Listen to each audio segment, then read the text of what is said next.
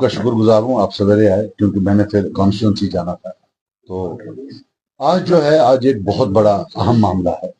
कल राज्यसभा का जो इलेक्शन था, आज पूरी दुनिया ने देखा कि डिबेट में कोई जीत सकता है, हार सकता है, उसमें कोई शक हो सकता है, लेकिन जो मैथमेटिकल है कि 2 और 2 4 होता है, इसका कोई चैलेंज नहीं। मैथमेटिकली कल प्रूव हो गया कि जो बीजेपी का और नेशनल कॉन्फ्रेंस का फिक्स मैच था राज्यसभा इलेक्शन में कि 3 हमें दे दो भाई, 1 आप ले लो, वो कल एक्सपोज होंगे।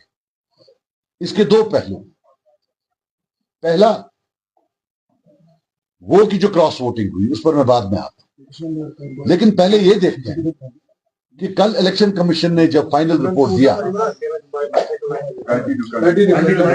कल जब इलेक्शन कमीशन ने फाइनल रिपोर्ट दिया तो उसमें जो है बताया गया कि 28.1 वोट्स चाहिए थे जीतने के लिए सीट नंबर 3 पर। और जिनको बेसिक मैथमेटिक्स आता है, सबको पता है कि 29 वोट्स अगर आते तो कैंडिडेट नंबर 3 जो है वो जीत जाते। 29 वोट्स, 28.1 मतलब 29 वोट्स में कैंडिडेट नंबर 3 जो है वो जीत जाते। लेकिन इन्होंने कैंडिडेट नंबर 3 को 31 वोट डाले, नेशनल कॉन्फ्रेंस वाले। इतना ही नहीं, सुनने में यह भी आया है कि 1 वोट जो रिजेक्ट हुआ है नेशनल कॉन्फ्रेंस के मेंबर के हाथों, वो भी कैंडिडेट नंबर 3 को ही जा रहा है। मानना यह है मेरा कि अगर ये उनको 29 डाल देते और 28 जो है वो बीजेपी के पास थे, हो गया 57, तो फिर भी 30 वोट इनके पास बढ़ते। आप समझे मेरी बात, फिर 30 बचते थे। अगर ये 30 देते कैंडिडेट नंबर 3 को तो 29 बचते थे। ये भी सच है कि टाई में भी नेशनल कॉन्फ्रेंस ही जीत जाती, लेकिन ये आप मुझे बता दीजिए कि ये जो 2 या 3 एक्स्ट्रा वोट है, कोई स्पेस नहीं रखना कैंडिडेट नंबर 4 के लिए, ये क्या है? ये हो गया पहला पहलू कि इन्होंने खुद ही ऐसे वोटिंग की कि अगर क्रॉस वोटिंग नहीं होती फिर भी जो है कैंडिडेट नंबर 4 जो है उसको हारना था, उनको हारना। नंबर 2, ये क्रॉस वोटिंग की किसने? मैं तो शुक्र हूं, मानता हूं अल्लाह ताला का कि इसी कमरे से मैंने अनाउंस किया कि मैं एब्सटेन करूंगा, वरना आप लोग भी मीडिया के लोग हैं, दिल पर हाथ रखकर कहिए आज सारी उंगलियां मुझ पर होती। मैं वसूख से कहता हूं, I am saying this on authority, all cross voting has been done by National Conference. सब इन्होंने खुद किया है। अगर कोई आरटीआई है, कोई कोर्ट है, मैं चैलेंज करता हूं, क्योंकि शायद सीरियल नंबर होता है, मुझे पूरा नहीं पता है, शायद सीरियल नंबर होता है, अगर पता करा जा सके तो इनके 4 नंबर आते।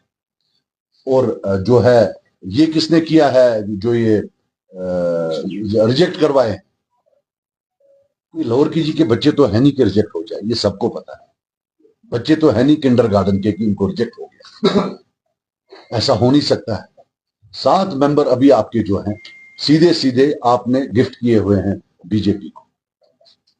तो मैं ये कहना चाहता हूं फिक्स्ड मैच है, और ये वो पार्टी है जिसने सब पर उंगली उठाई इलेक्शन से पहले कि सब बीजेपी है और वो एक बीजेपी के खिलाफ है, और आज हमने उनको रंगे हाथों उनकी गोद में पकड़ा, गोद में बैठे हुए हैं, टोटल गोद में बैठे हुए। और ये हमारी कौम को भी देखना चाहिए कि किन लोगों की बात सुनकर उन्होंने एक पूरा इलेक्शन जो है वो जाया कर। बीजेपी खुद अगर पावर में नहीं आई तो उनकी चुनी हुई, उनकी प्रेफरेंस वाली पार्टी जो है वो इसे जरूर कर। दिस इज माई बेसिक, जो मैं आपको यहां लाया बताने के लिए कि ये देखिए, ये एक फिक्स मैच था, दिल्ली के साथ तय था। कांग्रेस वालों को इनने वोट सीट नहीं दी, और सुनिए, ये कांग्रेस को ये सीट नंबर 4 दे रहे थे, ये हारने वाली। ये वो उमर अब्दुल्ला साहब हैं, कैसे बोल रहे थे, we have given them seat number 4, why they don't contest it, इसलिए ताकि आज उनको 22 वोट आते या 21 वोट। और हमने तब भी कन्वे किया था कि अगर कांग्रेस को वोट ये सीट देते हैं वो वोट पर, अगर सीट नंबर 3 देते। क्यों? एक नेशनल पार्टी थी, हमारा कांग्रेस से कोई लेना देना नहीं है, एक नेशनल पार्टी है। नेशनल पार्टी का जब वो नेशनल स्टेज पर बातें एडवोकेट करते हैं उसका मजा कुछ और होता है, रीजनल पार्टीज का मजा कुछ और होता है। और हमने देखा है जो नेशनल कॉन्फ्रेंस वाले पुराने राज्यसभा मेंबर गए हैं, उनने भी कोई पहाड़ वहां से खोद के नहीं लाए।